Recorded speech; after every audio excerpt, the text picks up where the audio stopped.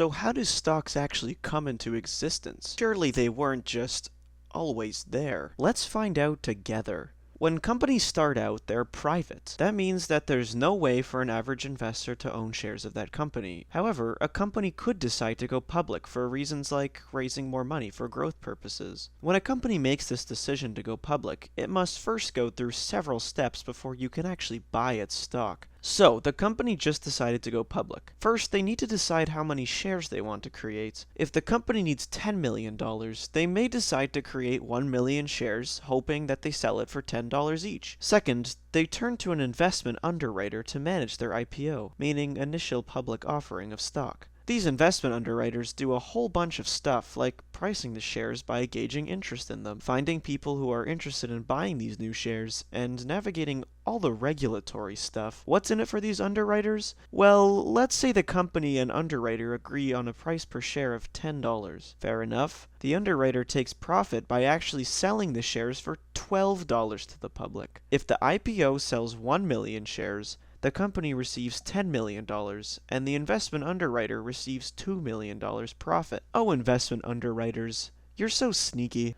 Sorry, I'm getting ahead of myself. Alright, so far the underwriters have marketed the shares, fairly priced them based on demand, and found investors willing to buy these shares. Cool. The fact that there actually is interest in these new shares means the IPO can move forward. The underwriters technically own all of the company's stock from their IPO at this point, so the company is basically off the hook. They got their money from the 1 million shares of stock they just sold to the underwriter. So, now it's on the underwriter to finalize the sale of the stock to the public, so they can get their return on this transaction. If there wasn't any early investors willing to buy, the underwriters just give the company trying to sell these new shares a swift kick in the nuts and turn them away. Now, before the IPO gets approved by the government, the company has to file a little thing called a prospectus. This basically outlines the goal of the company, the risks of the company, how many shares they're selling, what they'll use the money for, who runs the company, and a bunch of other stuff that I don't want to mention. Shh! We've now entered the silent period. The company cannot say anything to the public to influence them in any way regarding their shares. They're completely gagged. This prevents market manipulation. During the silent period, the underwriters keep finding big investors to buy up shares though. They're still trying to drum up demand to ensure that the IPO will be successful. Now, right before the IPO launch, the underwriter finalizes the exact price per share based on the demand that they've seen so far. By this point, all the shares that the company sold to the investment underwriter are now sold to big private investors and hedge fund guys. Boom! It's IPO day!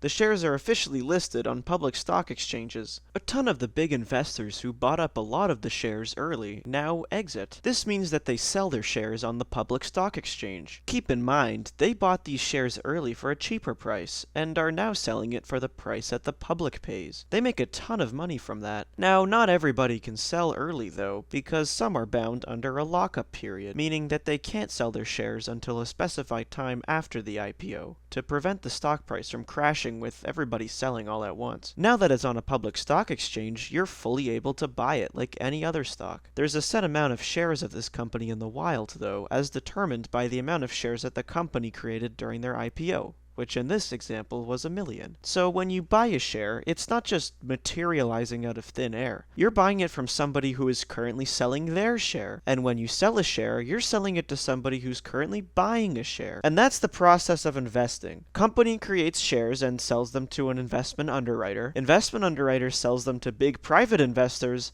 and big private investors sell it on the public stock exchange. I hope you enjoyed this bonus episode. Don't forget to subscribe so you can see the full feature content next weekend. See you then!